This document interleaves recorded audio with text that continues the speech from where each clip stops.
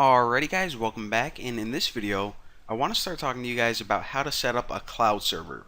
And I want to do this because A, cloud servers are becoming really popular, and B, whenever you're first starting to learn about networking and servers and how to set them up, it's probably not a good idea to just go out and buy, like a $300 server, start plugging things into it, and, you might mess something up. So whenever you're just practicing, getting used to setting up a server, it's always a good idea to get one of these online and, just play around with it. So that's what I'm going to be doing, and there's a bunch of different companies that allow you to buy cloud servers.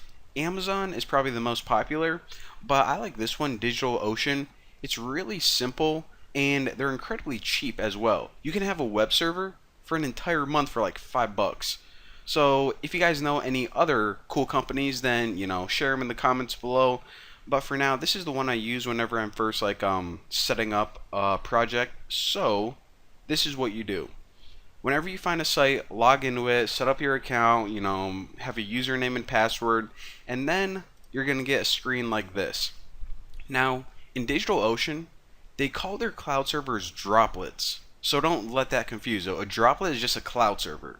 So a lot of people get confused, trying to set up a server and they're just giving me raindrops. Well, it's the same thing. So I'm going to hit create droplet. Alright, so the first option that we have to fill out is a host name for our droplet. Now I just want to point out that this is not the name of your website. You don't fill out like www.thenewboston.com. This is just a name that you are going to see and no one else, just so if you have a bunch of different droplets, then you can identify them. So I'm just going to name this, holy caps lock, droplet01. So it doesn't matter if your website's, bacon.com, youtube.com, you can name this anything you want. So, a lot of people are like, oh, I don't know my domain name yet. Doesn't matter, we'll set that up later.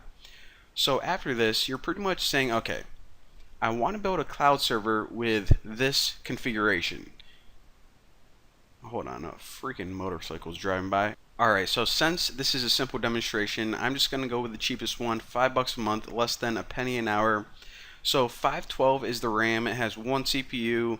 This, the SSD, is the hard drive, and this down here, 1000 gigabyte transfer, that's the amount of bandwidth that can go through my server a month. So that's good for now. I don't think I'm going to be using more than that just for these tutorials. And after this, select a region. Is someone mowing their lawn?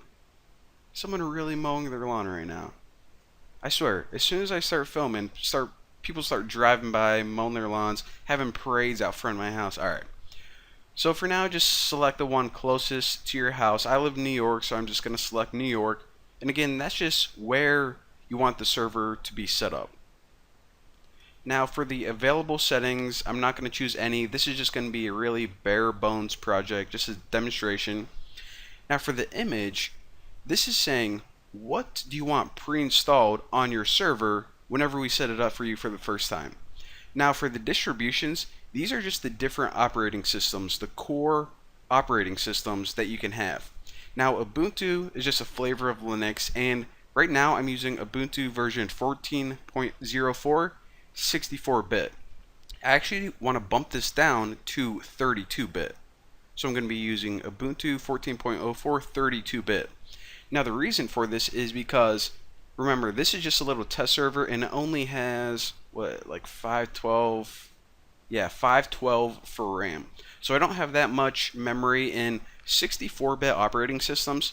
Some of the processes and services on there, they consume quite a bit of RAM, of memory, so yeah, that's my explanation behind that.